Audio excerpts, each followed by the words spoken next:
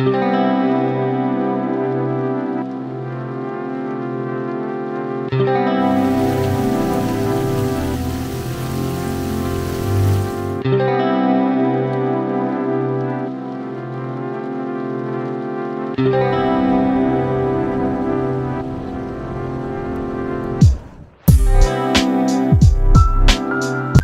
Everyone, আমি Priyanka. Welcome to my channel. চলে এসেছি আমাদের কর্ণাটকা রোড ট্রিপের ষষ্ঠ পর্ব নিয়ে। আমরা কর্ণাটকার বিজাপুর, আইহোলে, পট্টাডাক্কল, বাদামি, গোকর্ণা ঘুরে এসে পৌঁছাই কর্ণাটকার আরও একটা সুন্দর জায়গা উডুপিতে। আজকের ভিডিও থাকছে আমরা দুদিন উডুপিতে কি কি দেখলাম, কিভাবে কাটালাম সেই গল্প। আগের 5টি পর্ব যদি না দেখে থাকেন তবে তার লিংক ডেসক্রিপশন বক্সে আর কমেন্ট সেকশনে দেওয়া আছে। ভিডিওগুলি দেখার অনুরোধ রইল। তবে চলুন শুরু করা যাক আজকের ভিডিও। আগের পর্বে দেখেছিলেন আমরা হোন্নাবাদ থেকে দুপুরে খাবার দাবার সেরে উডুপির দিকে রওনা দিয়েছিলাম। হোন্নাবাদ থেকে উডুপির দূরত্ব ছিল 123 কিলোমিটার। সময় দেখাচ্ছিল 2 ঘন্টা 10 মিনিটের মতো। আমরা NH 66 দিয়ে যাচ্ছিলাম। পুরো রাস্তাটাই খুব সুন্দর ছিল। পথেই পড়বে মারাভান্তে বিচ। মারাভান্তে কর্ণাটকের একটি অপূর্ব সুন্দর সমুদ্র সৈকত। গাড়ি থামিয়ে আমরা কিছুক্ষণ এখানে সময় কাটিয়েছিলাম।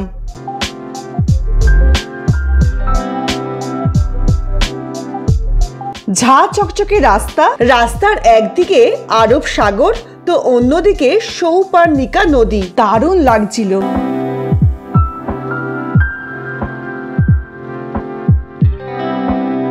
আমরা উডুপিতে মালপে বিচে থাকবো। তখন বাজে প্রায় সন্ধে 6টা আর আমরা পৌঁছে গিয়েছিলাম মালপে বিচে। মালপে বিচ উডুপির সবথেকে জনপ্রিয় বিচ। সূর্যাস্তের সময় হয়ে এসছে। কি অপূর্ব লাগছিল জায়গাটা। আমরা হোটেল আগে থেকে বুক করিনি। ওখানে গিয়ে 2-3টে হোটেল দেখার পরে প্যারাডাইস আইল রিসর্টে 2 দিনের জন্য রুম বুক করি। সমুদ্রের একদম সামনে, রুম থেকেই সমুদ্র দেখা যাবে।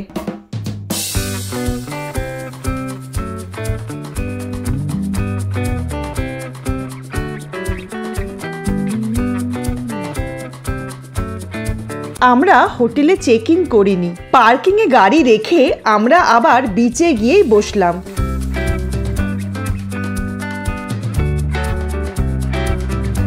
বিচের ওপরে অনেক দোকানপাট রয়েছে। সেখানেই বসে আমরা বেশ খানিকটা সময় কাটালাম।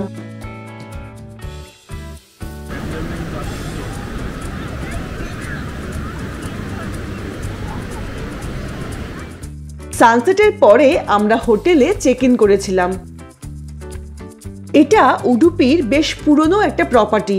বেশ পরিপাটি করে সাজানো, পরিষ্কার পরিচ্ছন্ন, খুব সুন্দর ছিল হোটেলটা।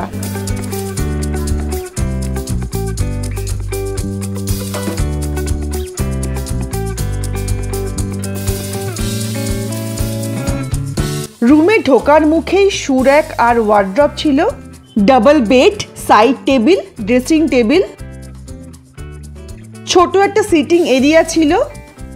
বেশ ভালো ছিল রুমটা। কুহুকে রুমে বসেই খাইয়ে দিয়েছিলাম। প্রায় রাত 9টা নাগাদ গেলাম বাইরে ডিনার করতে। বিচের পাশে বেশ কয়েকটা সুন্দর সুন্দর ক্যাফে রয়েছে। এই ক্যাফেটা আমাদের দেখে বেশ পছন্দ হলো। পুরো জায়গাটাই খুব সুন্দর করে ডেকোরেশন করা ছিল।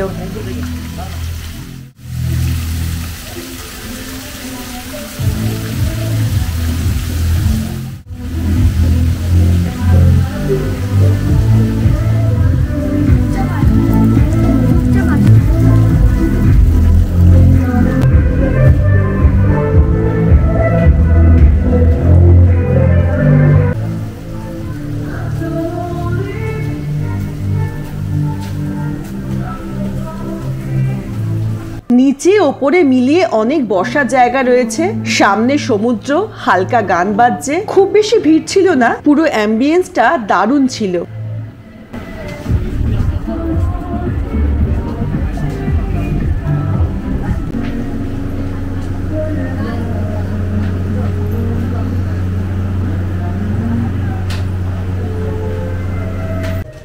বেশ কয়েকজন বাঙালি স্টাফদের সাথে আমাদের আলাপ হয়েছিল।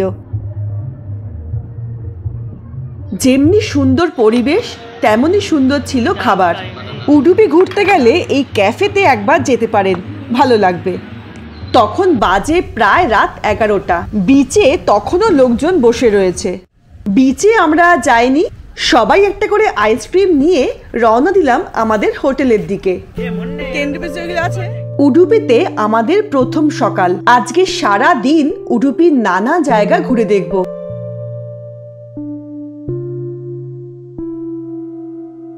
প্রথমেই গেলাম ব্রেকফাস্ট করতে। এখানে ব্রেকফাস্ট কমপ্লিমেন্টারি ছিল।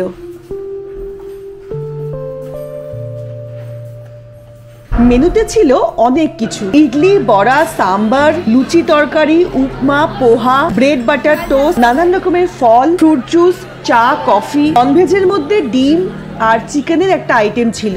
আমরা যেহেতু প্রথমেই শ্রীকৃষ্ণ মন্দিরে যাব, তাই আমরা ভেজে খেয়েছিলাম। আর এই ডাইনিং এরিয়া থেকে বাইরের সমুদ্রের ভিউটা দারুণ ছিল।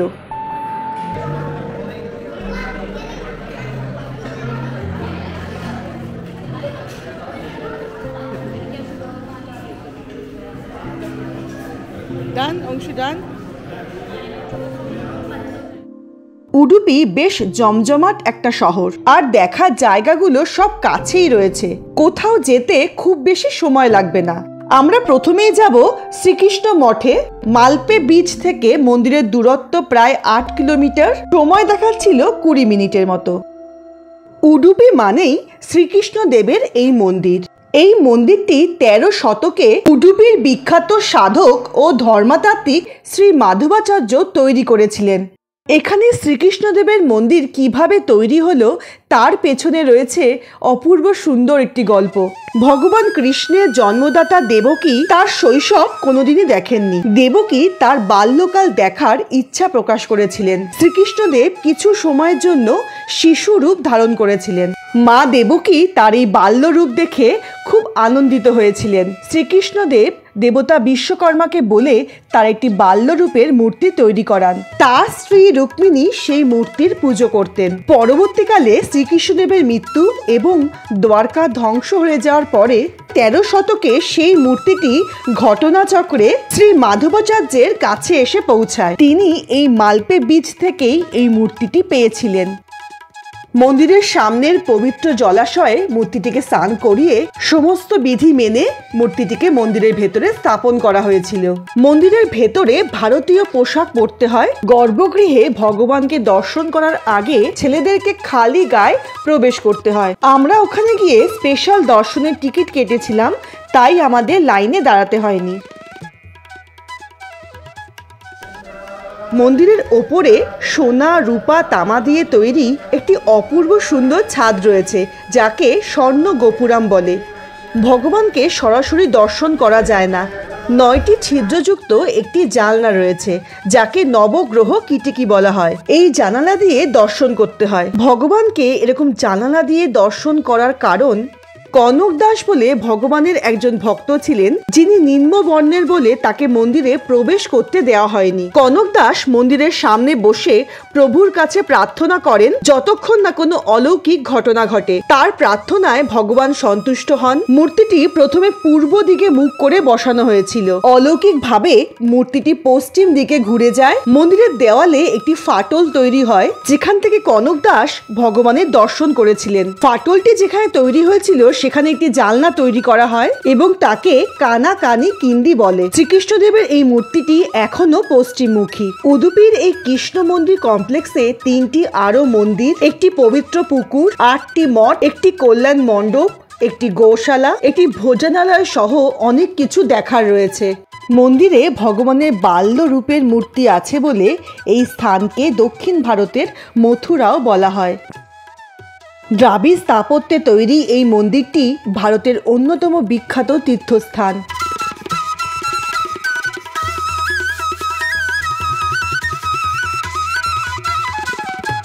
আমাদের পরবর্তী গন্তব্য ছিল সেন্ট মেরিজ আইল্যান্ড।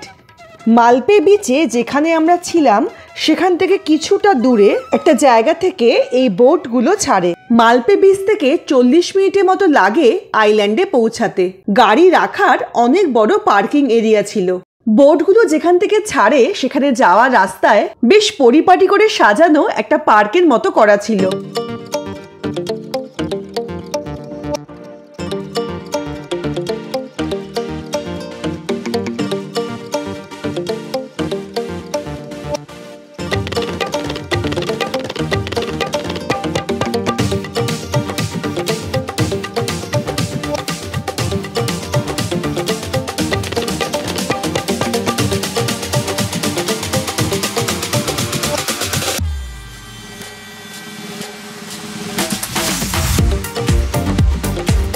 এই আইল্যান্ডের ট্রিপটা করতে হাতে কম করে 3 ঘন্টার মতো সময় ধরে রাখতে হবে। তখন বাজে প্রায় 12টার মতো। ফিরে এসে এখানেই লাঞ্চটা করব। এখানে খাবার দাবারের অনেক দোকানপাট রয়েছে। এই যে এখান থেকে বোটগুলো ছাড়ে। টিকিট কাটতে গিয়ে দেখি যে তখন বোট রাইড বন্ধ থাকে। মে মাস থেকে সেপ্টেম্বর মাস অব্দি এই আইল্যান্ডে যাওয়া যায় না। দেখে তো বেশ হতাশই হয়েছিলাম, তবে কি আর করা যাবে। এর পাশেই রয়েছে মালপে সি ওয়াক। সমুদ্রের ওপরে এইভাবে অনেকটা হেঁটে যাওয়া যায়।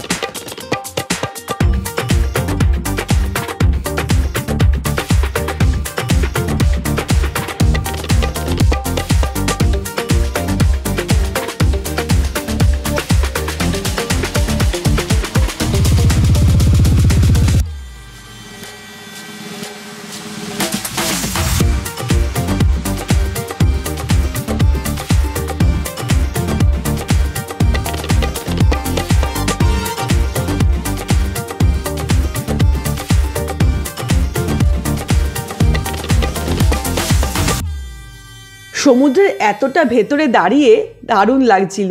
এখানে সানসেট বা সানরাইজের সময় আসলে পারে আরো বেশি ভালো লাগবে।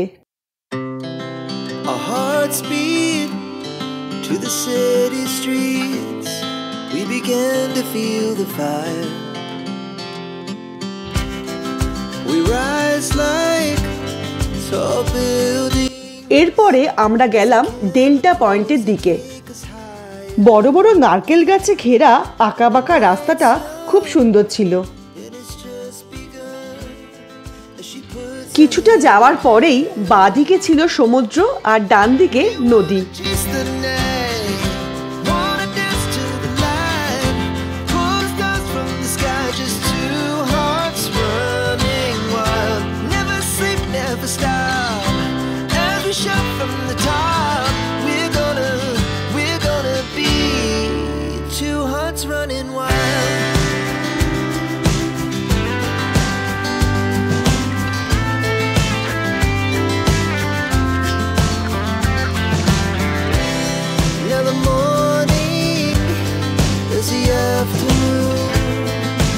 এখানে সুবর্ণা নদী এবং সীতা নদী আরব সাগরের সাথে মিলিত হয়েছে।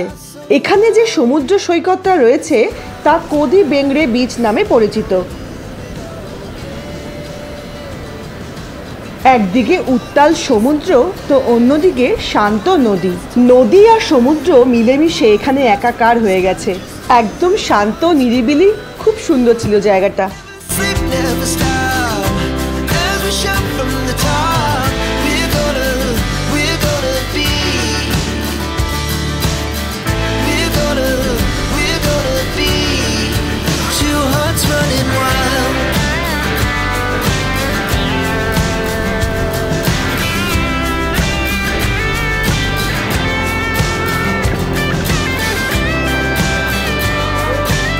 সমুদ্রের পাশে রাস্তাগুলো খুব সুন্দর।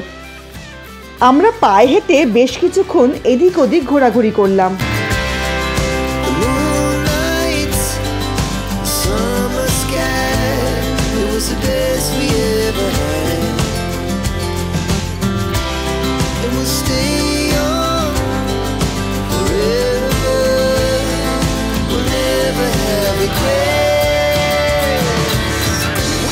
হোটেলে পৌঁছে প্রথমেই আমি কুহুকে খাইয়ে নিয়েছিলাম।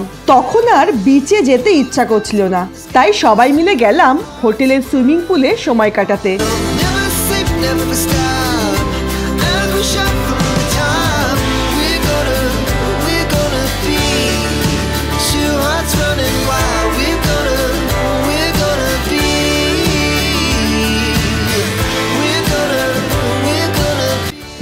খাবারটা রুমে বসেই খেয়ে নিয়েছিলাম।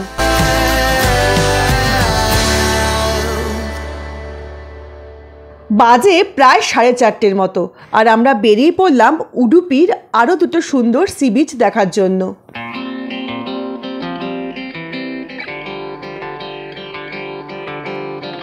প্রথমে যাব আমরা মাট্টু বিচ দেখতে। মালপে বিচ থেকে মাট্টু বিচের দূরত্ব প্রায় 10 কিলোমিটারের মতো। সময় দেখাচ্ছিল প্রায় 20 মিনিট। সমুদ্রের পাশ দিয়ে মাট্টু বিচে যাওয়ার রাস্তাটা দারুণ সুন্দর ছিল।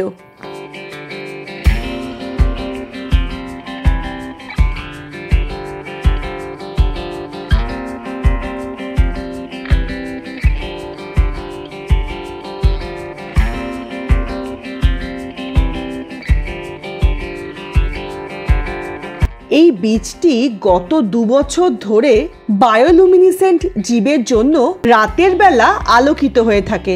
বীচের সামনে বেশ কয়েকটা দোকানপাট রয়েছে, একদম ফাঁকা নিরিবিলি, বেশ সুন্দর ছিল জায়গাটা।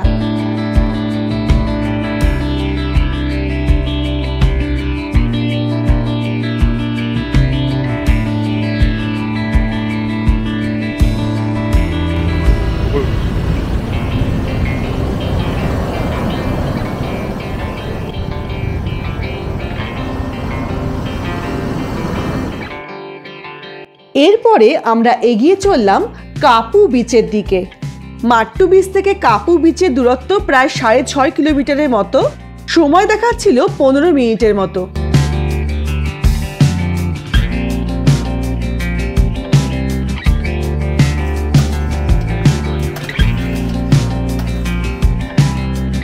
কাপু বিচে অনেক বড় পার্কিং এরিয়া রয়েছে, সেখানে গাড়ি রেখে আমরা এগিয়ে চললাম বিচের দিকে। বিচে ঢোকার রাস্তায় খাবারের অনেক দোকানপাট রয়েছে। কর্ন চাট আর কাঁচা আম খেতে খেতে আমরা এগিয়ে চললাম বিচের দিকে।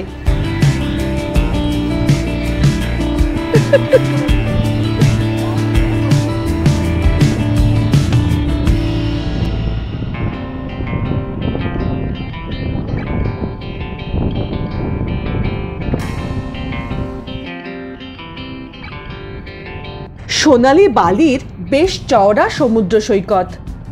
বিচের একপাশে একটি টিলার ওপরে রয়েছে 1901 সালে তৈরি হওয়া একটি লাইট হাউস।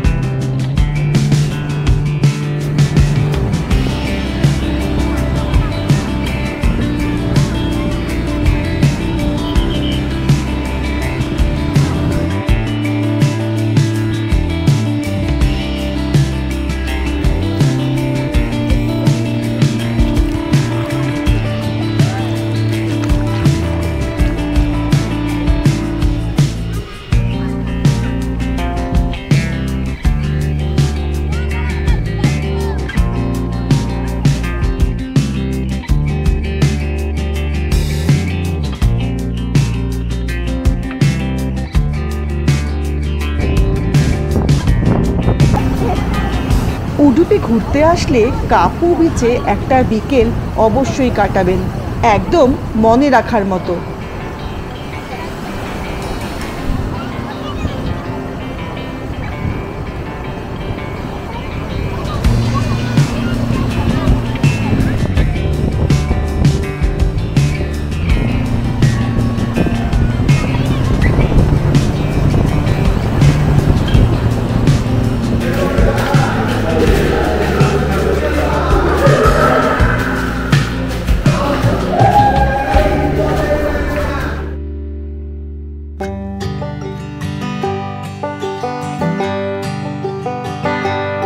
লাইট হাউসের ওপর থেকে চারিদিকটা দেখতে এক কথায় অসাধারণ লাগছিল।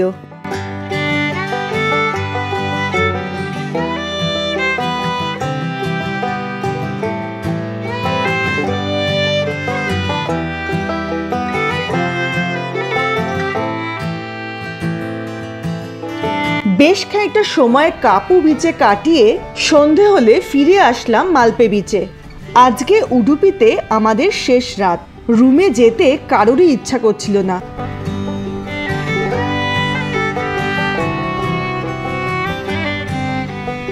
কালকে সকাল সকাল বেরিয়ে যাব আমাদের এই কর্ণাটকা রোড ট্রিপের নেক্সট এবং লাস্ট ডেস্টিনেশন কর্ণাটকার ছোট্ট আর অপূর্ব সুন্দর একটা হিল স্টেশন চিকমাগলুর দিকে। সেখানে 2 দিন কাটাবো আর সেখানে গল্প থাকবে পরবর্তী পর্বে। পরের দিন সকালে ব্রেকফাস্ট সেরে আমরা বেরিয়ে পড়েছিলাম। উডুপিতে 2 দিন আমাদের দারুণ কেটেছিল। কর্ণাটকা রোড ট্রিপের এই পর্বটা আপনাদের কেমন লাগলো সেটা কমেন্ট করে কিন্তু অবশ্যই জানাবেন।